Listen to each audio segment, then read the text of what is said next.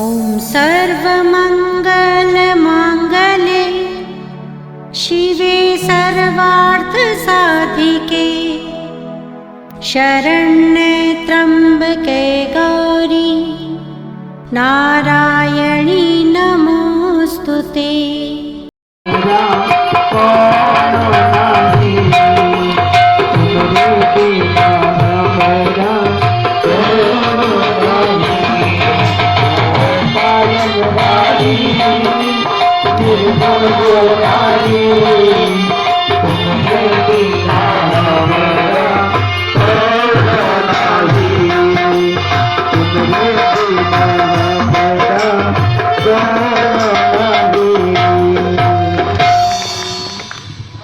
कितनी सुंदर बात है। इष्ट से ऐसे कहा कीजिए, तुमरे बिना हमरा कौन नहीं, तमेव माता च पिता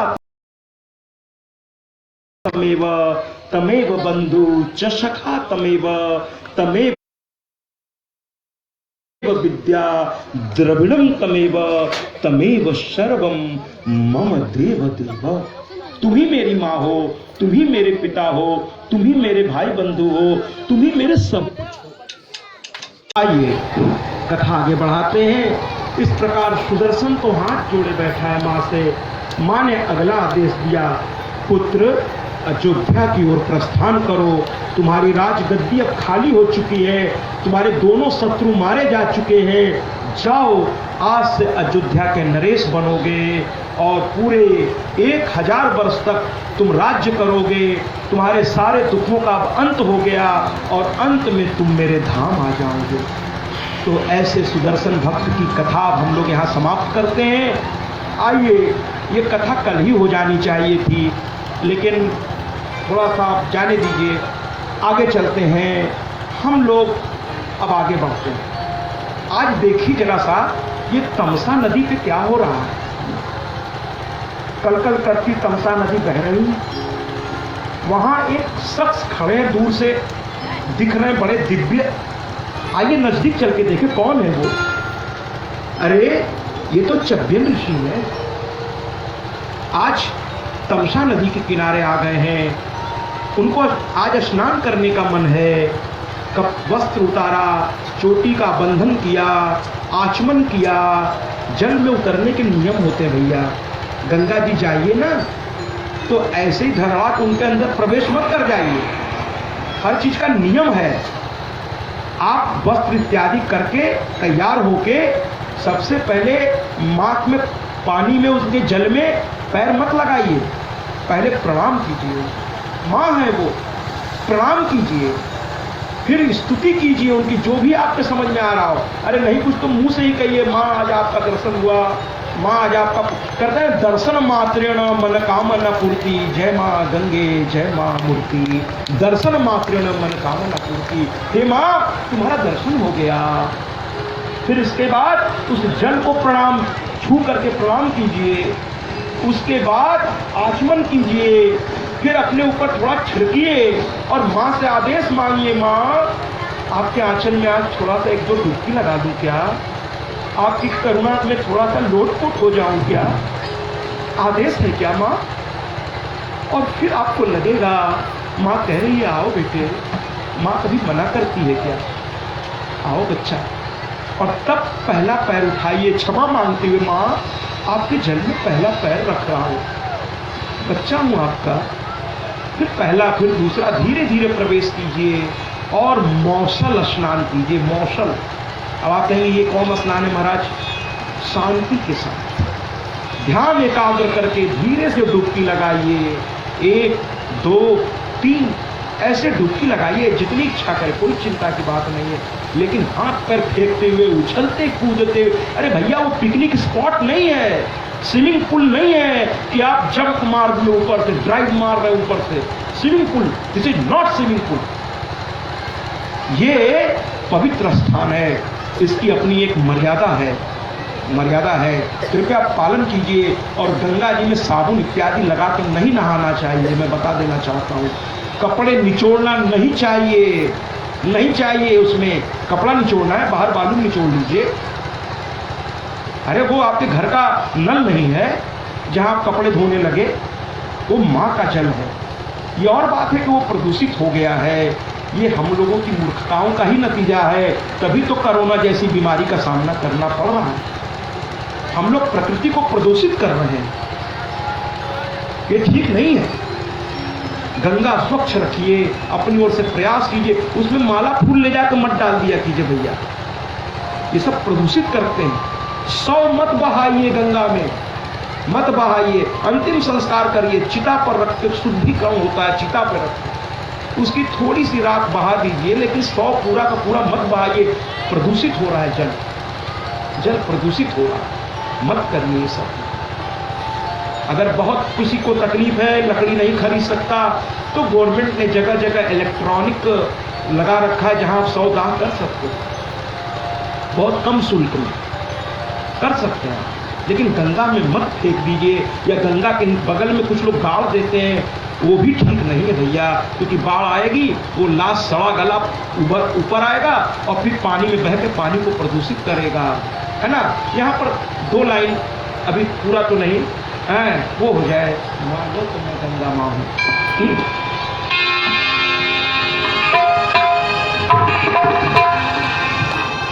मानो तुम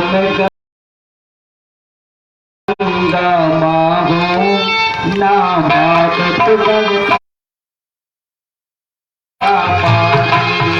मानो तुम गंगा माँ हो, ना मानो तुम गंगा पानी, मानो तुम गंगा माँ हो, ना मानो तुम गंगा पानी।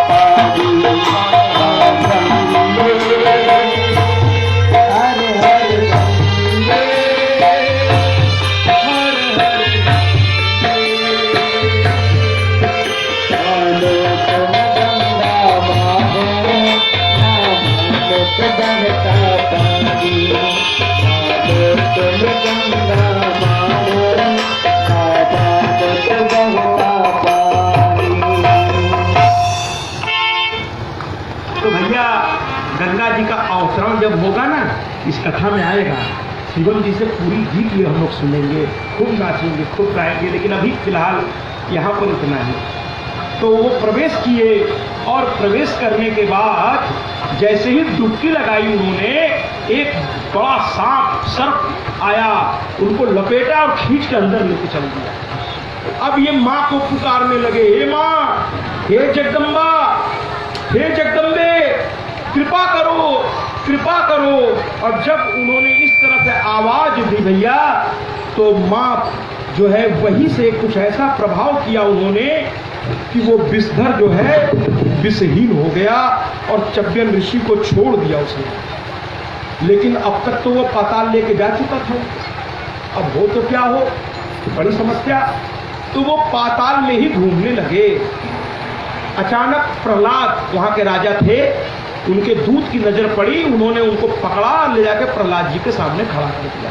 प्रहलाद जी कहने लगे, अरे तो ऋषि है भैया, इनके साथ ऐसा मत करो, ये तो संत हैं, सन्यासी हैं, है ना, इनके साथ अनादर करोगे अनर्थ हो जाएगा, अनर्थ हो जाएगा। और प्रहलाद ने क्षमा मांगी अपने, उनके लोगों के व्यवहार का जो उनको तकलीफ हुई, और कहा, भैया इसको चलाया नहीं आपने, ये चलाया नहीं, चलाइए,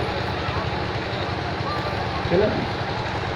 तो कुल मिलाकर के प्रहलाद जो है पूछने लगे, क्या पूछ रहे हैं, हे ऋषिवर, बड़े भाग्य से संत या कोई ज्ञानी अपने क्षेत्र में कभी कभी आता है, बड़े भाग्य और पुण्य से आता है, अगर वो आ जाए तो उससे जरूर मिलिए,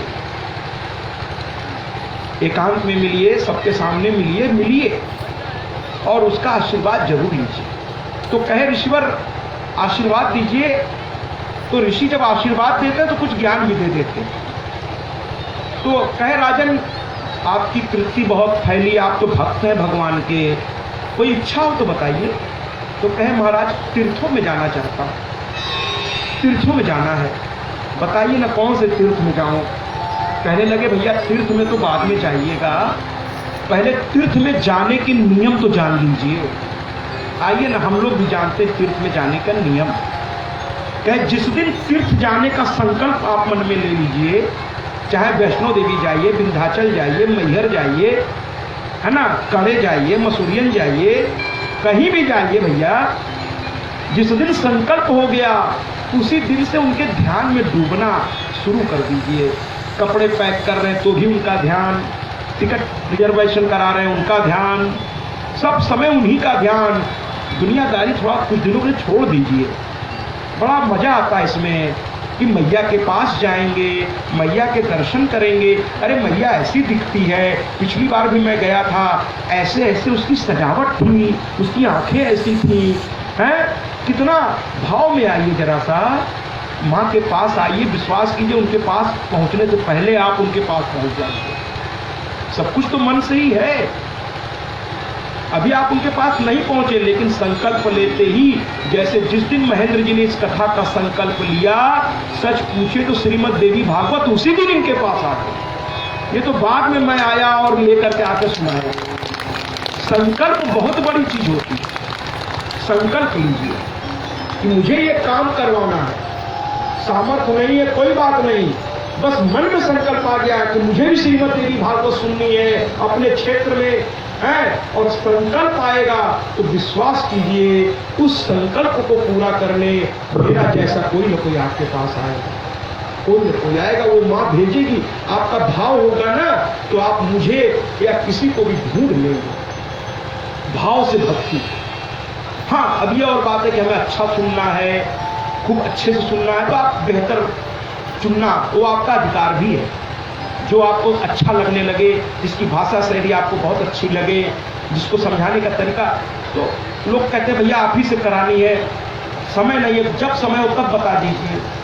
तो होता है ऐसा, होता है ऐसा। तो कुल मिलाकर के इन्होंने संकल्प तो कहा, संकल्प लो और उसी दिन से उस भक्ति में डूब जाओ। पूजा तो उसी दिन से शुरू हो गई। जिस दिन पहुंचोगे उस दिन तो पूजा आखिरी होगी, चरमोत्कर्ष पे होगी। पूजा तो उसी दिन से शुरू हो, जिस दिन से आप उसके बारे में संकल्प लिए, रिजर्वेशन करा रहे हैं, सब कुछ तो अब माँ के लिए हो रहा है ना, तो माँ संकल्पित हो गई। और एक चीज और बता दूं, जब यात्रा पर निकलिए ना तो दुनियादारी मत बतियाइए, ट्रेन में कहीं भी शुरू मत हो जाइए, और कहाँ रहते हैं, और अच्छा फलाने कहते हैं, अच्छा उनको फलना, अरे अच्छा एक बात बताऊँ, अन्यथा मत लीजिएगा। ग्रामीण परिवेश में क्या देखता हूँ, ग्रामीण परिवेश की मैं बात कर रहा हूँ, शहर वाले ऐसे नहीं करते, और करते हैं तो भैया फिर वो शहर वाले नहीं हैं। शहर वाले तो अपने पड़ोसी का नाम नहीं जानते, उनके पड़ोस में कौन रहता है, लेकिन गांव वाले जो है, किसी गांव का नाम ले लीजिए तो वहाँ के जितने बड़े लोग हैं उनका नाम वो गिना देंगे। फलाने को जानते हो, ढगाने को जानते हो, टिकाने को जानते हो, अरे भैया काहे को जाने हम उनको, काहे को जाने। एक बार एक बारात में मुझे जाना था और उन्होंने बड़े भाव से कहा महाराज जी आइएगा, और इत्तेफाक से मेरी उस समय कोई कथा नहीं थी, तो मैंने कहा चलो आज बारात का भी आनंद ले लेते हैं। तो बड़े भक्त हैं, इनके यहाँ कथा भी तो बड़े भक्त हैं, तो मैंने कहा बड़े प्यार से बुलाए हैं, और जब कथा थी उसी समय उन्होंने कहा था मेरी बिटिया की शादी में आइएगा जरूर, तो माँ की कृपा से समय भी है, निकल चलते हैं। तो मैंने उनसे पूछा कि भैया कैसे पहुँचेंगे आपके यहाँ, तो कहे महाराज जी गाड़ी भेज दें। हम कहे नहीं, आपके यहाँ शादी है, बहुत लंबा चौड़ा सब व्यवस्था है, हम लोग आ जाएंगे, साधन बताइए। कहे सिविल लाइन बस अड्डे से ये बस आती है। तो मैं गया, मेरे साथ एक दो लोग और थे, तो मैंने बस वाले से कहा फलानी जगह जाना है, तो कहता है किसके यहाँ शादी है। तो हमको आश्चर्य हुआ, हमको इसको क्या लेना देना, फलानी जगह उतार दे, काम खत्म।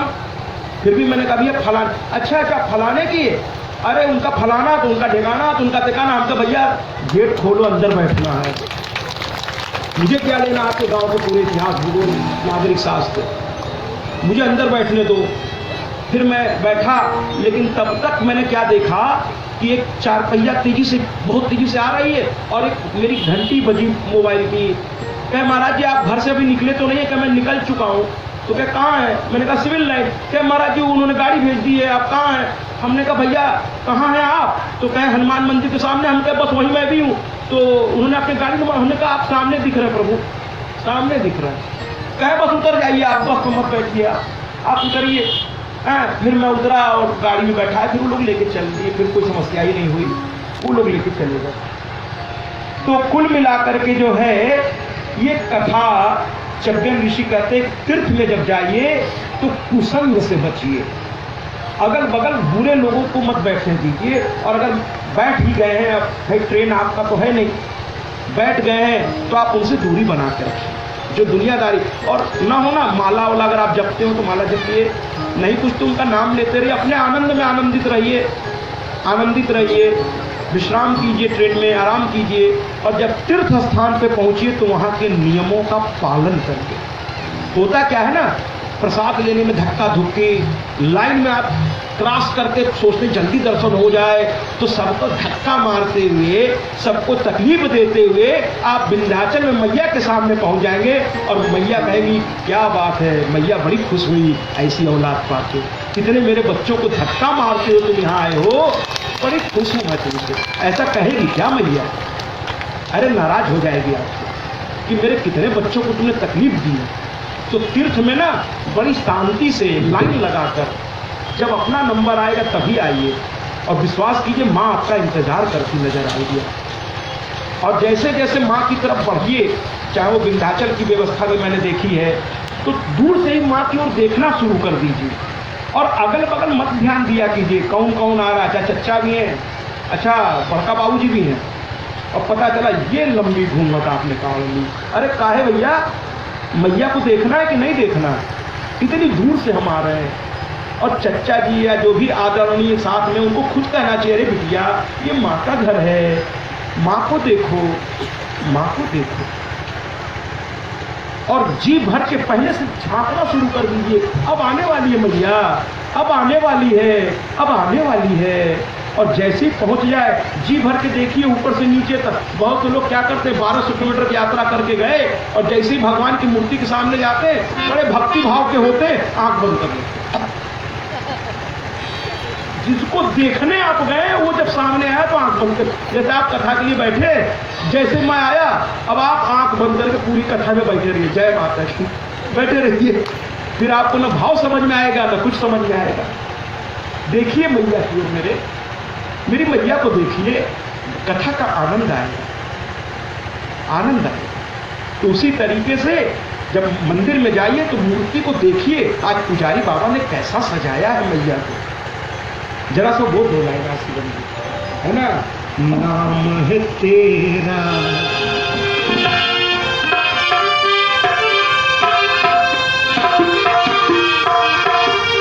नाम है तेरा,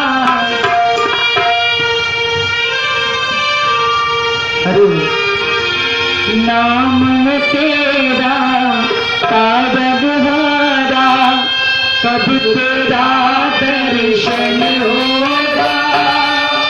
जिनकी प्रतिभा इतनी सुंदर, वो कितना सुंदर होगी, वो कितना सुंदर होगी।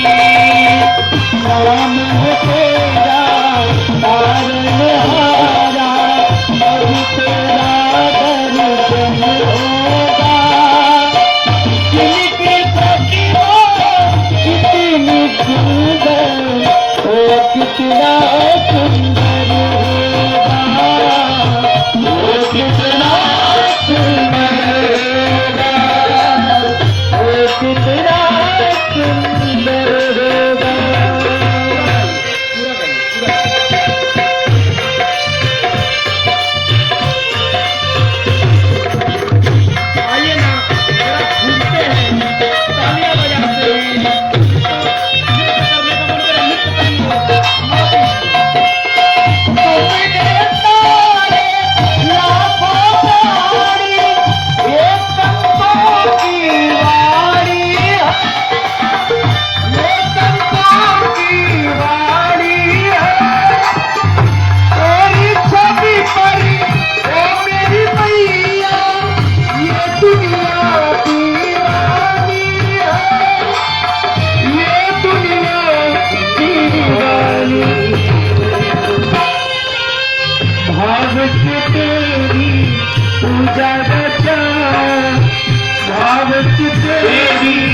पूजा बचाओ।